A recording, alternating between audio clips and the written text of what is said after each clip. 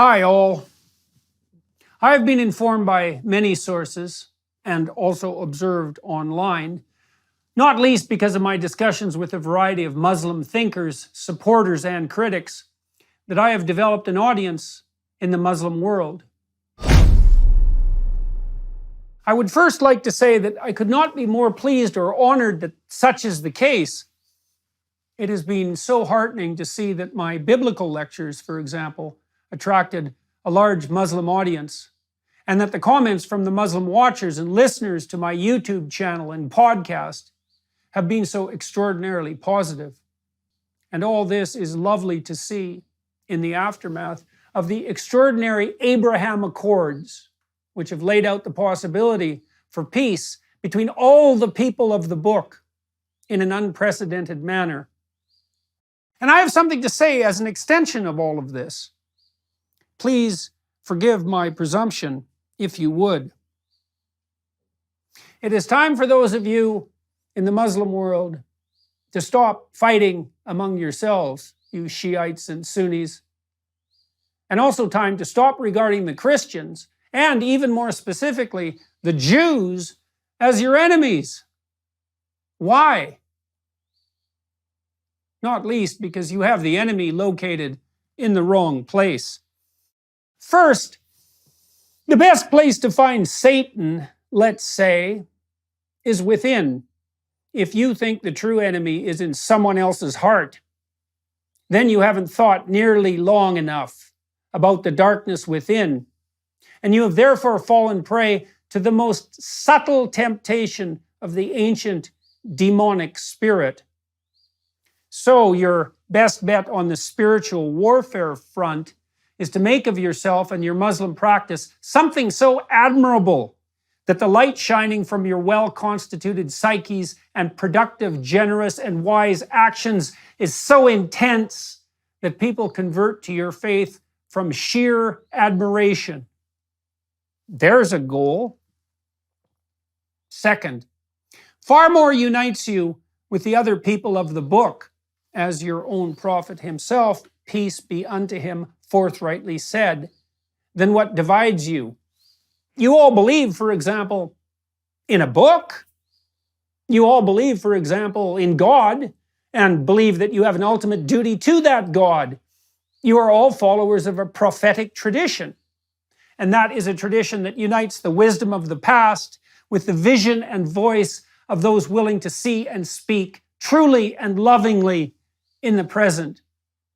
And you are all threatened, in a very real sense, by the system of vengeful Luciferian ideas that currently confronts all that is transcendent, traditional, and valuable on the sexual front, on the familial front, on the conceptual front, on the psychological and sociological front, and, in the final analysis, on the theological front. So, how about we all quit squabbling over trinkets and details and face the real problem? And I should also point out that it is not the individual carriers of the woke, politically correct, degenerate, neo-Marxist ideas that should be regarded as the enemy either. First, we must take the idea that the satanic impulse within is the prime enemy with all due seriousness.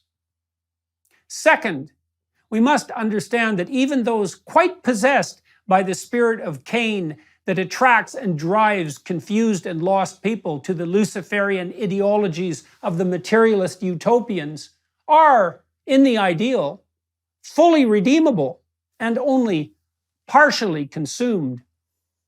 Even the committed student ideologues who have, for example, attacked me and others like me rather viciously are generally, say, 90%, or perhaps 80%, reasonable and potentially civilized people who could still see the light. Muslims, reach across the sectarian divide. Shiites, find a Sunni pen pal. Communicate with someone on the other side. Sunnis, do the same.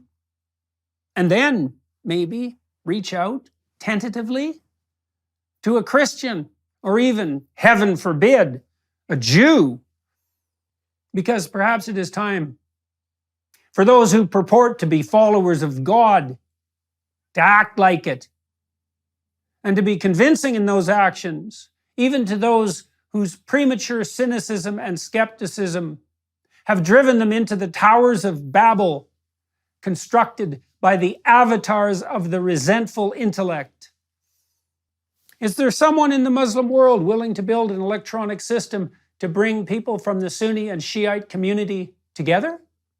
A place where people of goodwill could reach electronically across the divide, person to person, and to formulate the kinds of personal, trusting friendships upon which a lasting peace truly might be founded? A place where Jews and Christians, willing and eager to open communication with their Muslim brothers, might do just that? There's a task for someone looking for a purpose, and it's an open invitation to do just that. If you build it, they will come. If you build it, get in touch with me. You'll figure out how to do it, and I'll publicize it. Thank you, all my Muslim listeners, watchers, and readers, for your kind attention and patience. I wish you well as you strive to become the light in the world that your faith truly demands. Let's see if we can unite as people of the book and negotiate our way toward the paradise that we might truly and jointly attain.